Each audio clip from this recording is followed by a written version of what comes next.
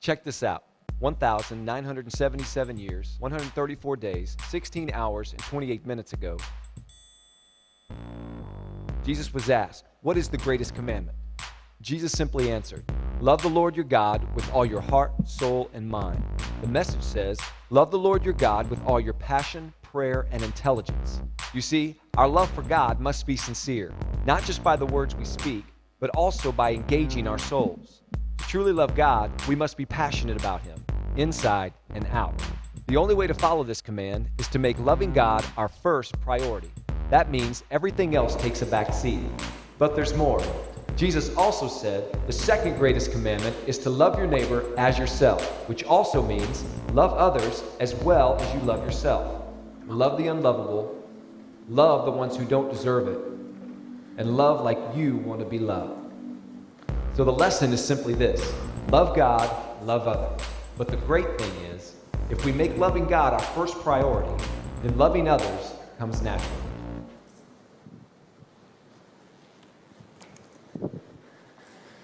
Good morning, church.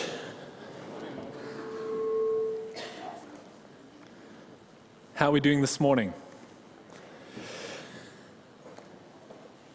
We're on page 744 in the Bible in the seat pocket in front of you. We're busy looking in our series at the letters of John, page 744. I invite you to turn there to join in with us. John, the disciple, the follower, the close friend to Jesus, the apostle to the churches in Asia, which is modern-day Turkey. He wrote the letters to the churches he was caring for, outlining and describing to them what it means to be an authentic Christian, a true follower of Jesus Christ. In other words, he's addressing the whole idea and the question: if you were to take a Christian, you were to take him by the hand, take a knife, and cut his skin, what would he bleed? What are the principles? What are the things that are flowing through a Christian's life that gives them sustenance, that gives them energy, that makes them who they are? What does it mean to be an authentic Christian? Last week we distilled this message of 1, 2, and 3 John into 3 key principles: truth, love, and obedience. Last week we looked at truth. John highlights the truth about Jesus, but then he also stresses the truth that is Jesus. After all, Jesus said, "I am the way, the truth, and the life." I'll just do one more plug. We ended last week with a challenge for each and every one of you to go out and read these chapters in your Bible study time or during the week. And it slipped my mind. I failed to also send out the challenge to all the life group leaders to grab and go through these chapters in your life groups. And so I'll just remind you again, thank you. I think it was Sarah who shared it with us in the beginning. If you would like to follow what we're doing here in our sermon in your life groups, please feel free. There should be some guides at the info desk. If you haven't received them yet already on email, they're now 2 weeks that you can pick up, and that is last week's sermon and the one relevant to this week's sermon. Please go and grab them and follow along there. So today we'll delve into the next key principle that John talks about, the indicator of what it means to be an authentic Christian. And what do you think we're going to be talking about today? Love. Just to remind us, why is it important, this whole question about authentic Christianity? The quote that we had up last week by Brennan Manning, and this is what he said, and it's quite stirring when we look at it. The single greatest cause of atheism in the world today is Christians. Christians who acknowledge Jesus with their lips, then walk out the door and deny him by their lifestyle. That is what an unbelieving world simply finds unbelievable. Brennan Manning. The Guinness Book of World Records. How many of you know where that originated from? Anyone have an idea? I discovered during this week, and I found it really amazing. It originated in 1954 from the leader of the founder, one of the working directors at the Guinness Brewery. You know Guinness, the Guinness Brewery in Ireland. And he started the Guinness Book of World Records because he wanted something that could help settle all the disputes that were breaking out in the pubs in Britain and Ireland. So he thought if he could print this book of records, then it would dispel and settle all those disputes that people were having. And that's where it originated from. Now, did you know in the Guinness Book of Records, there is a record for the shortest sermon ever preached? I'll confess today is not going to be it.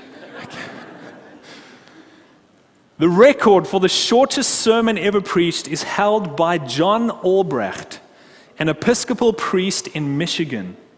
He stood in the pulpit to preach one day, paused, looked up at the congregation, and simply said, "Love." Now, I'm not sure how he said it. I don't know if it was love or love or... But he simply said, "Love," and then sat down. And he holds the record for the shortest sermon ever preached. I know normally my record's on the other end, but hopefully today is not one of those. John also preached short sermons. Tradition has it, now this is John the Apostle, tradition has it that when he was an old man, at the age when he had to be carried into church. Now there's a cool ministry opportunity, don't you think? The carriers team. When he had to be carried into church, he would sit there in church and so many people would often come to him and ask him questions. He was the last surviving disciple of Jesus, apostle. And they would say, "John, tell us, you know," and they'd ask all these questions. And John's response was always 5 words. Tradition has it that it actually started irritating some of the people because they were wondering, why can't you say more? Why can't you add more? But he would often respond with just 5 words. And the 5 words that he said were, "Little children, love one another." Whenever they came to him, he just said, "Little children." And we see some of that similar writing in the letters as he wrote. He often addressed the people as little children. He would just say, "Little children, love one another." You see, John was quoting Jesus. As we heard from the video, he would have remembered what Jesus had taught.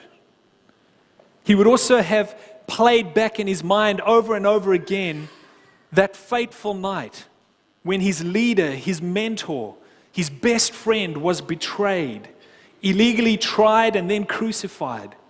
John would have recalled the words that Jesus spoke to him and to the other disciples, and he recorded them with surprising clarity and accuracy.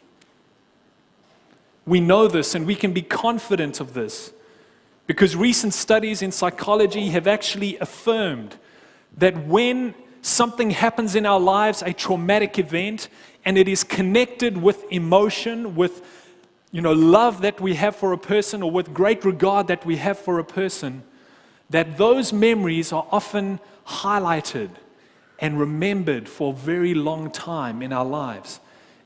I went and grabbed just a quick quote from Wikipedia, and it says, "Emotional events tend to be recalled with more frequency and clarity than memories not associated with extreme emotion." And this was evidenced by the fact as well that when you look at the other disciples, remember we told you last week that John was really close to Jesus. He was actually known and he called himself the beloved disciple. And when you look at the other disciples, Matthew, in recounting the crucifixion story, he only spends 7% of his gospel on the crucifixion story and the surrounding events. John, when recounting the crucifixion story and the surrounding events, spends 33.33%, 1/3 of his gospel, recounting that story. These memories were stuck in his mind, and he kept recalling them over and over again. I imagine John couldn't escape the words that Jesus said in John 13, verse 33 and 35. This is in the Gospel of John, where Jesus said, "Dear children, I will be with you only a little longer. And as I told the Jewish leaders, you will search for me, but you can't come to where I'm going. So now I'm giving you a new commandment. Love each other, just as I have loved you. You should love each other. Your love for one another will prove to the world that you are my disciples." Then later that same night in John 15, verse 12 to 13, Jesus again said, "This is my commandment, love each other in the same way that I have loved you." And he goes on to say, "There is no greater love than to lay down your life for a friend." And finally in John 17, that same night, once again, John 17, verse 20 and 21, Jesus, in praying and concluding his prayer for his disciples, says, "I'm praying not only for these disciples, but also for all who will ever believe in me through their message." Do you get that? I'm not only praying for these disciples, Jesus said, but all who will ever believe in me through their message. So that's you and me. Jesus was saying a prayer for you and I, and he says this is his prayer. "I pray that they will be one, just as you and I are one." He's talking to his Father. "As you are in me, Father, and I am in you, and may they be in us, so that the world will believe you sent me." With these in mind, John writes to the church. John writes his letters, and we'll follow there in 1 John 3, verse 11. 1 John 3, verse 11, page 744 in the Bible in the seat pocket in front of you. John simply says to the believers, "This is the message you have heard from the beginning. We should love one another." We should love one another. This is nothing new. I've told it to you from the beginning. You've heard us teach this. You've heard us preach this. And most probably when a lot of you, and I'm sure he would have said the same for his own followers, when a lot of you heard the topic for the sermon today, you probably went, not another sermon on love. But here's the reality. Jesus thought that this topic was so important enough that he commanded his disciples 4 times on the night of his death to love each other.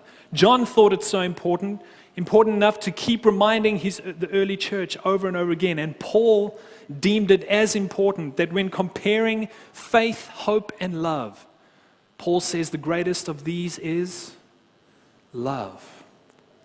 And here's the reason why. In 1 John 4, verse 7 and 8, 1 John 4, verse 7 and 8, John says, "Dear friends, let us continue to love one another, for love comes from God.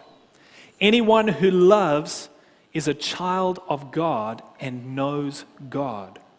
But anyone who does not love does not know God, for God is love."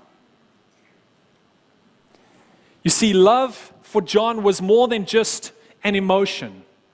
Love is more than just something I looked up in the dictionary, and this is where we get so confused in our world today. We don't fully understand this love that the Bible is talking about. Because for us, when you look in the dictionary, love, it talks about an emotion, an emotional feeling you have between two people. And then the next definition it gives is in relation to sport, in a tennis game. Love 15 or whatever it is. That's how broad our definition is on love. When in the context that John is talking about, he's talking about a love, a commitment to people, a commitment to serving and sacrificing oneself for other people. We know the Bible has 4 definitions of love. The one word that we see in the English language is love, is expressed in 4 Greek words: eros, phileo. There's another one, and then there's agape. And so we miss a lot of what it means to love and what the Bible is trying to express with the word love. But here's John's argument. God is love. Therefore, if people see love in us, if we display love to other people, if love is part of our experience, then God is part of our experience. If love is not part of our experience, then you can, reverse the equation. Then it goes to say that God is not part of your experience. And this is why he addresses this issue in his church. He says, look, Jesus made it clear. By this all men will know that you are my disciples if you love one another. So if love is not displayed in his people who claim to be followers, where the very word love is equated to the expression of who God is. We claim to be followers of God, but if we can't even love each other, what chance do we have trying to tell the world about a God that we can't even live up to or express or allow to live through us in our relationships with each other? Here's why we keep talking about it, because love is the very expression of who God is. And so if people see and experience love, they see and experience God. A church community that loves each other is evidence that God is alive and real. And so I want to pose the question to us this morning, Papster, how are we doing at this? How are you doing at displaying love? I want us to take a moment, look around you. Look around you, look at the different people that are in our room. We've got possibly about 400 people here in this space. Look around. Who do you see?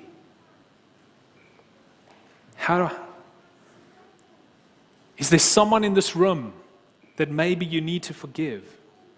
Is there someone in this room that maybe you need to seek forgiveness from? Do you maybe need to mend a broken relationship? Or is there someone in this room that you need to acknowledge? You see, because here's one of the first of 3 principles that I want us to understand about love. Love seeks to mend broken relationships. Love seeks to mend broken relationships. 1 John 4, verse 9 to 11. John, in just talking to the church about love, he says, God showed how much he loved us by sending his one and only Son into the world so that we might have eternal life through him.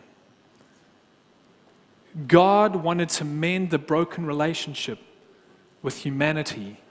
And as evidence of this, he sent his Son into the world so that we could be reconnected, enter into relationship with him, and experience and express the love that God has and that is God. I just want to maybe share with you a little story, because sometimes to try and get our heads around what this would look like, or we often have to get an example of what it doesn't look like, of what it's not meant to be. It was my first year out of college, first year as a pastor, and I won't give the church's name. I'll probably incriminate a few people, but I arrived at this church in a nearby town to where I studied, young, fresh behind the ears, mainly older people in the church. It was sort of an older community. And initially, we had some good interactions and got on well with the people and started getting to know the people. But the more we spent time there, my wife and I started discovering a few things. That this church was fairly small, there were only about, at max, maybe about 40 people that were part of the church community. But yet, out of those 40 people, I think only about 5 people liked each other.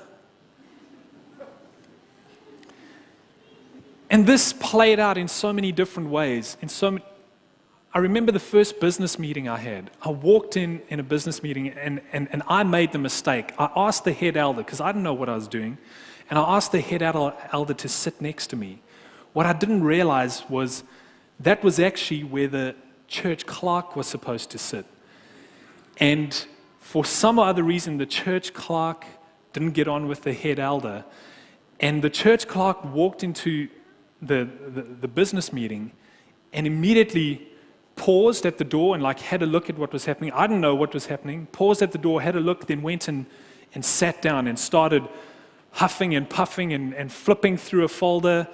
And then the head elder was glancing at me and I was like, I don't know what. The next thing, she blew up, chucked the folder in the air and walked out the room. And I couldn't make sense of it. Eventually, I got the head elder and the church clerk to come together, and there she was adamant that this was a conspiracy by the head elder to usurp her position as the clerk that was supposed to sit next to me in the church.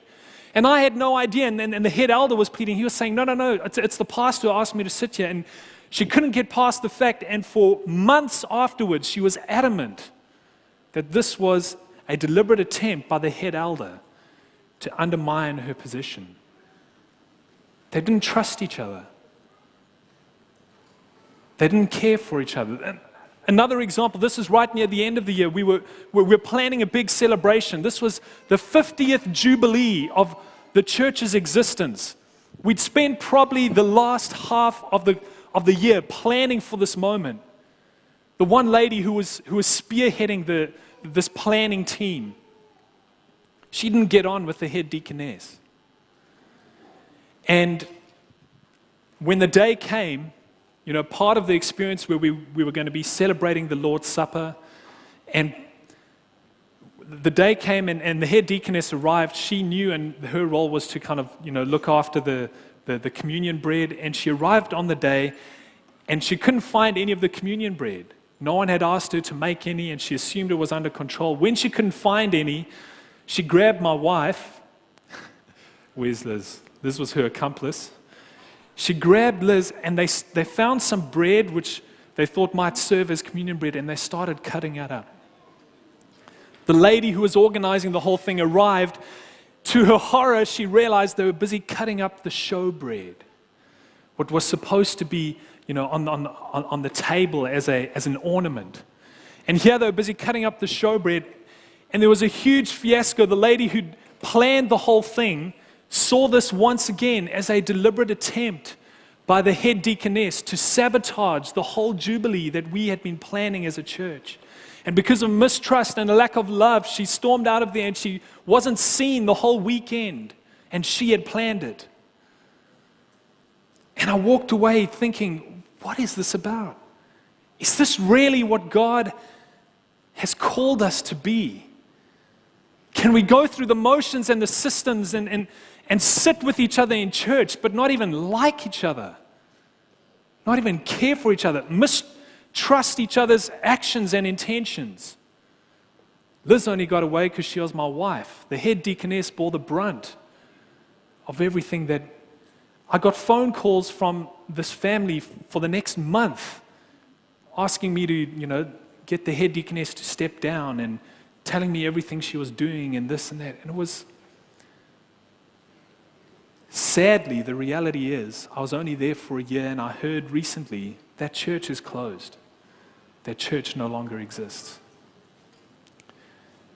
This is what John was trying to address. He was trying to say, you know what? If people look on and see that this is how we treat each other, if we gossip behind each other's back, if we can't even tolerate each other's company, how are we to display the love of God? Later on, he goes on to say, if we can't even love people we can see, and we try and invite people to love an invisible God, how are they going to be able to do that if we can't even love the people that we can see? We need to have love Love seeks to mend broken relationships. It doesn't seek to continue destroying.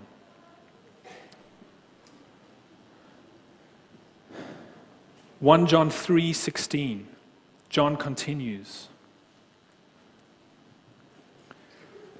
We know that what real love is because Jesus gave his life for us. So we also ought to give up our lives for our brothers and our sisters. We know what love is because Jesus came and gave his life for us. And so too, we need to be willing to give our lives for our brothers and sisters. I want you to look to the person next to you. Would you give your life for them?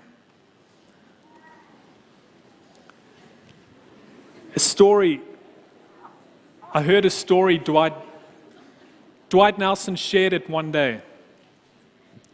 The story was about an airline taking off in Washington. Icy weather, snowy weather. The airlines had been grounded, but this one they'd given clearance to take off. What they hadn't noticed was while it was standing out on the tarmac waiting to take off, ice had developed on its wings, and they gave it the go-ahead to take off. And obviously, because of the ice, the airline couldn't get off the ground. And hurtling at about 300 plus kilometers an hour, it went straight into a river that was at the end of the runway. This was a icy, frozen river, the Potomac River in Washington, D.C. The plane plunged into the river and broke into pieces as it crashed through the ice. There were news cameras and people with video cameras quickly on the scene, and they showed how people a few people managed to get out of the wreck that was this plane. In the process of the plane breaking up, fuel from the fuselage was spreading all over the water's surface. And there were a bunch of them, probably about 5 or 6 survivors in this icy, bitter, cold weather, survived the accident, were clinging onto life, and they were right in the middle of the river. No one could get to them. There was ice from the banks going out, and just in the middle, clinging onto some ice were these survivors. It was now the desperate attempt to try and save their lives. One person actually tried to make a swim for it. They left the ice and tried to swim, but as soon as they got to the ice that was coming from the bank, they couldn't get up. And the horrific story unfolds as people from the side are desperately trying to throw things to try and help this person climb up onto the ice. And you can see by their eyes, helicopters from the film crews are whipping up fuel into their eyes. They can't even see. They just cling on there for dear life. Eventually, a rescue helicopter arrives and starts trying to rescue these people out of the river. And it chucks that lifesaver down from the helicopter and lands in the river next to these people that are hanging on. And there was one man, you could see during this whole proceeding, he was busy talking to everyone else that was hanging on for dear life. We don't know what he was saying, but other survivors said that he was encouraging them. He was trying to, keep them strong, motivate them. And he was talking to everyone, and when the lifesaver was thrown down, he swam over and grabbed it. Then he turned back and swam towards everyone in the helicopter was, wanting to winch him up, but he signaled no, and he swam back to the group, and he handed it to a lady that looked like she had quite a bad cut on her face, and he handed it to her, and she was pulled up and taken out. Then the helicopter came back and once again dropped the lifesaver next to them, and this guy swam out again, grabbed the lifesaver and swam back, took it to the next person. Again, the helicopter left and came back. Then this happened 5 times that the helicopter came, dropped the lifesaver, and finally this man handed it to the last person, the other person that was with him hanging on the ice. And this guy grabbed hold onto it, but he only got it on one arm. And then the cameras watch as this guy, as the helicopter's trying to take him over to land, he falls back into the ice. And now the struggle is to try and get him out of the water. The cameras then pan back to the island that they'd all been clinging on. The helicopter came back, but this man that had been passing it on every time, had been the one encouraging the whole group, was no longer there. Greater love has no one than this, that to lay down his life for his friends. And I've often thought about this verse, and the next principle that we're talking about is that love puts others' welfare ahead of our desires. But you see, when I look at that story, I can often think, you know what? Yeah, I could be the hero. I'd put my hand up. I'd die for you guys. In 2010, we were at Abundant Life in South Africa, a mission touring group, and we were doing a cycling tour around the country, serving at different places as we went. And I'll never forget the cycle tour was quite hectic. It covered about 2,400 kilometers, the whole tour, so it was quite strenuous. Now, we had invited people from around the country to join the tour. There was one lady, and I've forgotten her name now, but there was one lady who joined, and she really wanted to complete the cycle tour. She really wanted to do it. But part of our group, we had a bunch of young men.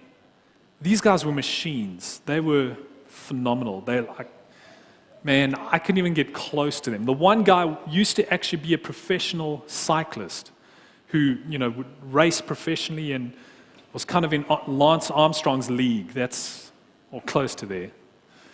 And he was kind of leading the cycle tour. His name was Wesley. And so he would tell us, he would like lead the group as we went everywhere. And he would kind of give people instructions. He'd tell us when to go faster, when to go slower, what to drink when, how to do everything so that we could make sure we could complete the race. Now, what happened is most people started off in the beginning, the whole group started together. And as people got tired, they would load them up in the bus, and eventually, by the end of the day, there would only be these 4 or 5 guys that were left. Because each day we covered about from 100 to 200 kilometers. And so there'd only be these guys left, going it out. But now, here's the thing. The longer, before I go there, the one thing these guys also used to do, when it came to the uphills, you see, everyone could stay with them on the downhill. That was fine, okay? And just as it happened, most people with more weight were not these guys. These guys were like a lot leaner and thinner. So us with more weight, we could stay with them on the downhill. That was fine. We just let gravity do its thing. But then it was on the uphill that it became a real struggle. They would just cruise. They'd be like, phew, on the uphill, and we'd be trying to get up there. And what they would often do is then they would circle round and come up next to you. They'd come up next to you and put their hand on your back and push you up the hill. They only did it for me once, okay? Other people did it more time. But they would come up and push you up the hill. But now, of course, what that would also do is tire them out. So often they really struggled to finish by the end of the day because they'd just tired themselves out with helping everyone else. And so it came to a point where Wesley started getting a little bit irritated with some of the stragglers in the group. And he would tell people, look, as soon as someone was showing signs of tiredness, he'd be like, hey, why don't you jump in the van? And this one lady, she was so determined. She really wanted to do as many kilometers as she could. And she kept, you couldn't fault her for determination. She would just go. But the problem was now the pace was getting too slow. And these guys couldn't handle the pace. And so Wesley started nagging her. Why didn't you just jump in the van? Why didn't you just, we need to get going. We need to head on. And this caused quite a lot of friction. I was caught in the middle of it because this lady was coming talking to me and like, why is this Wesley guy doing a whole lot of stuff? And then Wesley was coming and saying, well, we have to get the group moving. We have to get going. We're pushing for goals. And eventually I sat down with him and I was like, Wesley, why is this so important to you? Why is it so important that this group moves at the pace that you want it to move? And then he explained. He said, you know what? This has been a dream of mine and I want to finish every single kilometer on this route. And I know that if we keep going at this pace, I might not do it because I'm going to be too tired, I'm going to get injured, or something's going to happen, and I won't be able to do it. And then he even shared the story, and he said, my dad, his mom and dad had recently split, and this was kind of his way of dealing with that whole crisis in his life. He wanted to finish the cycle race. And I was talking to Wesley because I really felt for this other lady who wanted to finish it. And Wesley was being a little bit unreasonable. And as I was talking to him and I was praying and I said, God, please give me the words. Help me just, deal with this situation. The very words that we just read came to mind. I was sitting there and I thought about this. Greater love has no one than this, than to lay down his life for his friends. And I just thought, and I said to Wesley, I said, Wes, you believe that verse, don't you? And he said, yeah, I do. And I said, Wes, you want to live that verse, don't you? He said, yeah, I do. And he was really committed. He was the spiritual leader of the group. And I said, well, Wes, what if it read like this? Greater love has no one than Wesley, that he lay down his cycle tour for Lizette. See, then it suddenly became a little bit harder. Now it was actually something that, something that I couldn't do, something that would maybe have to, something that I would have to sacrifice in the here and now, in the tangible. And when I look at this and I think, you know what, yeah, I can be a hero. I can give my life for someone in the heat of the moment. But will I be willing to lay down my hopes, my dreams, my desires for the benefit of someone else? And you can fill in the blanks in this whole verse as it applies to you. What about your children? What about your spouse? What about your family? Greater love has no one than to lay down your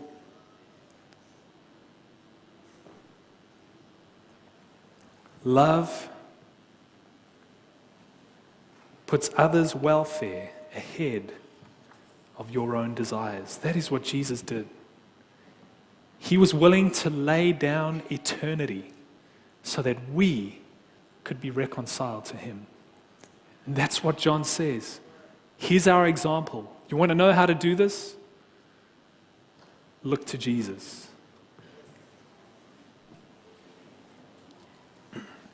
In 1 John 3, verse 17 to 18, this is where we're going to finish. 1 John 3, verse 17 to 18, he gives us another application, another way we can apply it in our lives. And he says, dear children, let's not merely say that we love each other. Let us show the truth by our actions.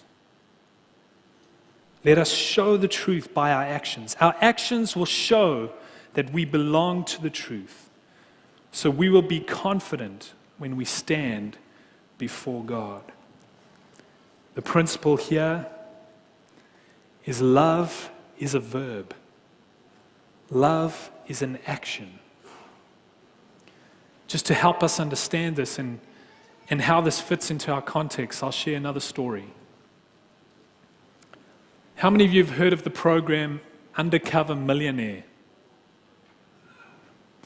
Okay, I don't know why they haven't invited me to be on it yet, but Undercover Millionaire. This whole story is where people that want to give some of their wealth, but don't want to be known, don't want to make it obvious or don't want to make a show about it. Well, inadvertently they do, but they come on this show. They come on this show where they go into a community and they're looking for people that they can support in the community. They're looking for ways that they can help the community by partnering with people who are already working in the community, loving their community. And then the whole show unfolds, they just meet these people randomly, they volunteer at different shelters, different organizations, they help out where they can, and they pose just as a normal person just wanting to volunteer. Then at the end of the show, they of course reveal who they really are. And they reveal it by going to each group of people or each organization that they want to support and pledging how many ever thousands or hundreds of thousands to support what they're doing. And of course, the people are crying and it's really emotional and it's touching. and it's a great show. But I remember this one where this guy, he went into the inner city of Los Angeles. He was wanting to see if there were any people doing things for the homeless in Los Angeles. And as he walked around and met people in the streets, they kind of chronicled their experience, and he had some scary encounters because, people trying to mug him and trying to sell drugs and stuff to him. But as he went through walking on the streets, he met a guy who, I can't remember his name, but he would bring a van every Thursday, a van full of old clothes. And he would go around during the week and just collect as many old clothes as he could, fill them in this van. This guy actually had a clothing store, and so he would often take old stock or rejects or whatever, pile them into the van as well. And every Thursday, he'd go out to this one street in Los Angeles where most of the homeless people were, and he would pin up on a basketball court fence, he would pin up the clothes. And so it started becoming well known, and everyone who needed clothes knew that on Thursday they could walk past this basketball court and there would be clothes that they could choose from. This really touched this millionaire who was, walking around and looking out for people on these streets. And it comes across this millionaire was a Christian.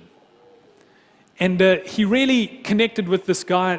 We'll call this guy John, this guy who put the clothes out on the basketball court. And they connected and they spent some time. He helped him collect clothes and they went around. And right near the end of the show, the end of the program, they were there one Thursday, busy pinning the clothes up onto the basketball court net, or it's the gate, whatever it is, fence. And they were pinning it up there, and a whole lot of people came walking past. And there was this old guy, he had to have, he had a shopping cart as a walking frame. He had the shopping cart that he was leaning on as he shuffled along. And both of them noticed that this guy didn't have any shoes. And so they were excited because they had just gone and gotten a whole lot of shoes. Normally they don't have shoes. This day they did. And this guy came walking along and he didn't have shoes. And they ran and got some shoes. And they were trying to help this guy fit on some shoes. And he was really excited. You could see the smile on his face. He was happy he was going to get a pair of shoes. But then they couldn't find a pair that would fit his feet. It was either too big or too small. And no matter what they did, it just didn't look like it was going to work. I think mostly they were too small. And so there were no shoes that fit this guy's feet. And then the millionaire was kind of talking into the camera about this predicament when you just heard John in the background ask the guy, "What size foot are you?" And the guy said, 11 or whatever it was. And next thing, the millionaire turns around and sure enough, John is busy taking off his shoes because he's a size 11. And he starts handing them to this homeless guy. John was blown away and he was like, "Man, how can you, that is amazing." And this homeless guy, he was just saying, "Thank you, thank you, thank you. Thank you so much for being willing to give these to me." And then John, I'll never forget this, because John looked at the homeless guy and in his attempt, in his Christian manner, he just said to him, "Brother, God bless you." And with almost a puzzled look in his face, this homeless guy looked up at John.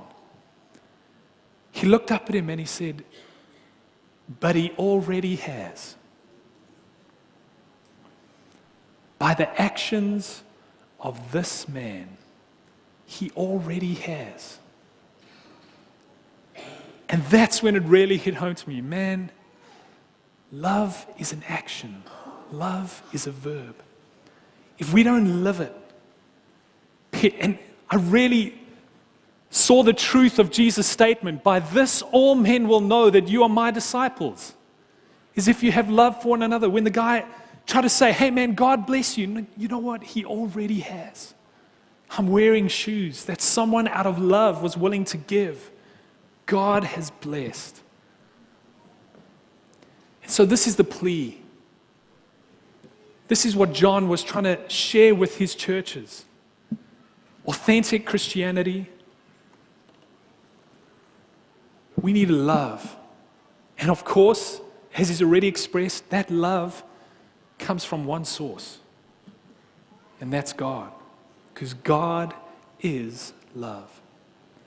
Because church, this is my desire. This is my prayer. That when people look at us, if we try and say to people, you know what, God bless you, they can respond by our actions. He already has. He already has. Let's worship.